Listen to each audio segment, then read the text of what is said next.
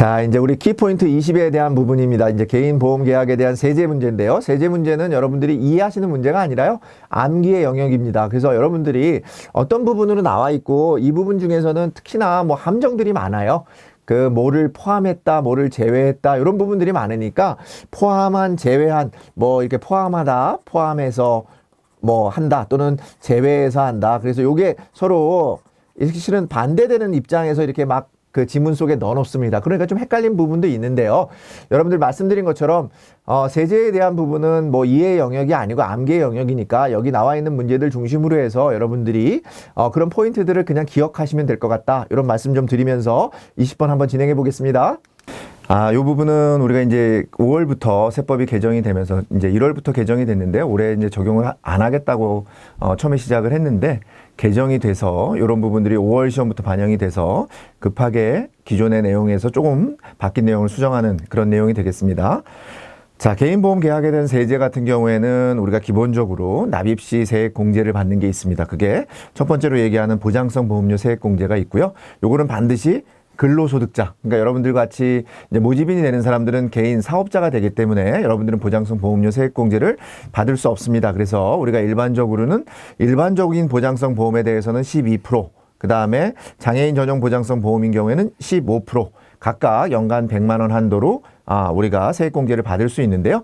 이 부분은 동시에 받을 수 있다라는 거예요. 하나만 받고 하나는 못 받는다, 그런 게 아니라 동시에 다 받을 수 있다라고 하는 거 기억하시고 숫자 기억하시면 되겠고요. 그러면 100만 원씩, 그죠? 장애인 보장성 보험이나 일반 보장성 보험에 100만 원씩 냈을 때 최대로 보장받을 수 있는 건 얼마겠습니까? 12만 원하고 15만 원을 더하니까 27만 원. 그죠? 지방소득세 별도로 해서 27만 원까지 우리가 보장을 받을 수 있다라는 부분이고요.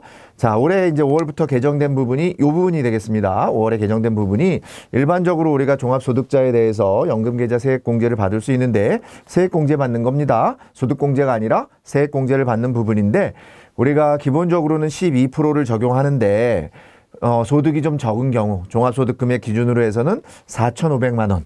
그 다음에 근로소득만 있는 경우에는 5,500만 원 이하, 그러니까 총 급여액이 5,500만 원 이하인 경우는 좀 우대로 해서 15%까지 세액공제를 받을 수 있습니다. 자, 이 부분이 바뀐 부분입니다. 우리가 기존에는 4천만 원이었는데 지금 4,500만 원, 그만큼 우리가 소득 구간을 좀 높여줘서 많은 사람들이 혜택을 볼 수 있도록 한 부분입니다. 4,500만 원 기억해 주시면 좋겠고요. 기존에 우리 세액공제 한도는 퇴직연금 포함해서 700만 원이었는데 지금 900만 원으로 한도가 늘어났습니다. 어떻게 된다고요? 700만 원에서 900만 원, 4천만 원에서 4,500만 원 기억하시면 되겠습니다.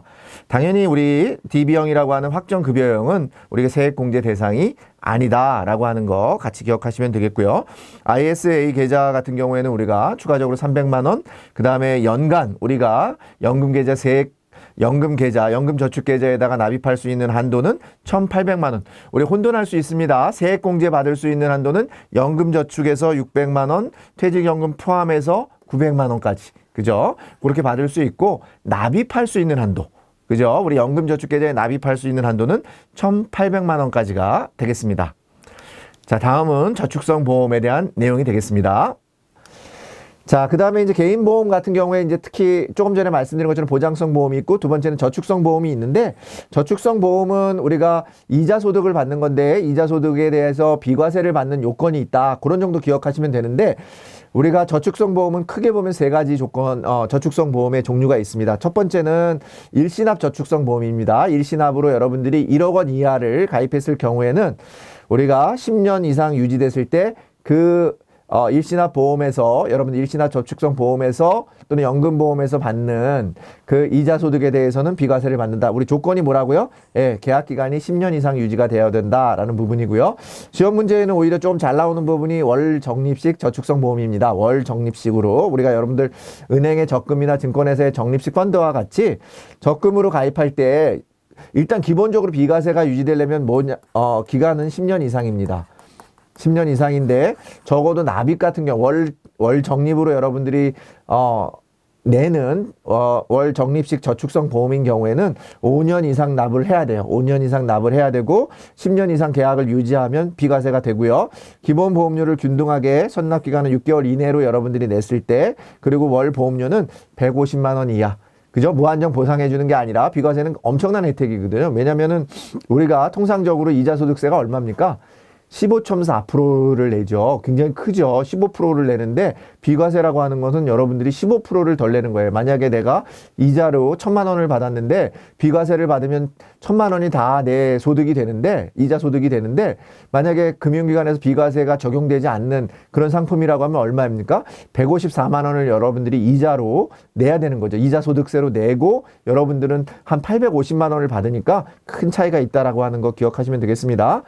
또 아울러서 저축성 보험의 대표적인 종신형 연금보험 계약이라는 게 있습니다. 종신 동안 그냥 내가 죽을 때까지 연금으로 받는, 내가 연금을 가입해서 내가 죽을 때까지 연금으로 받겠다 그러면 일단 기본적으로는 우리가 연금 수령 기간은 연령은 55세죠. 무조건 55세 이후부터 수령 가능하고 반드시 일시금으로 받으면 안 되고요. 연금 형태로 받아야 되고 사망 시에는 연금 재원이 소멸할 수 있어야 됩니다. 그리고 마찬가지로 종신형 연금보험 같은 경우는 연금이 개시된 이후에 사망 전에 우리가 중도 해지를 못한다. 이런 조건이 있다는 거 같이 기억하시면 되겠고 일단 다 기억하셔야 되는데 일단 가장 기억하셔야 되는 게 중요한 게 뭐냐면 10년 이상 유지됐을 때 비과세가 유지되고 월 적립식 저축성 보험에 대해서는 조금 세부 항목의 요건까지도 여러분들이 기억하시면 좋겠다라는 말씀 좀 드리겠습니다.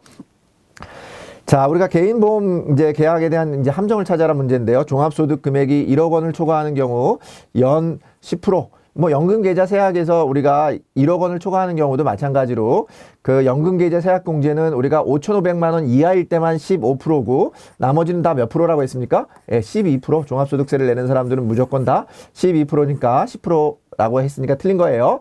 자, 뭐 혼돈의 여지가 줄 수 있는 거는 보장성 보험료 공제 금액이 얼마였습니까? 10%라고 하는 부분은 거의 없죠. 10%가 거의 없습니다. 그러니까 여러분들 10%라고 하는 거는 일단 틀린 지문으로 생각하셔도 되겠습니다. 자, 저축성 보험의 보험 차익은 연금 소득이 아니라 뭐죠? 원래는 이자 소득인데, 그죠? 이자 소득으로 가세되지만 일정한 요건 충족을 하게 되면 이자 소득에 대해서 비과세를 적용하는 겁니다. 연금 소득이 아니라 뭐라고요? 저축성 보험 같은 경우는 예, 이자 소득입니다. 자, 월 적립식 저축성 보험에서 보험 차익의 비과세를 받기 위해서는 매월 납입, 월 적립식이 얼마라고 했습니까? 매월 150만 원 이하일 때 우리가 그 적용을 받는다 그랬습니다.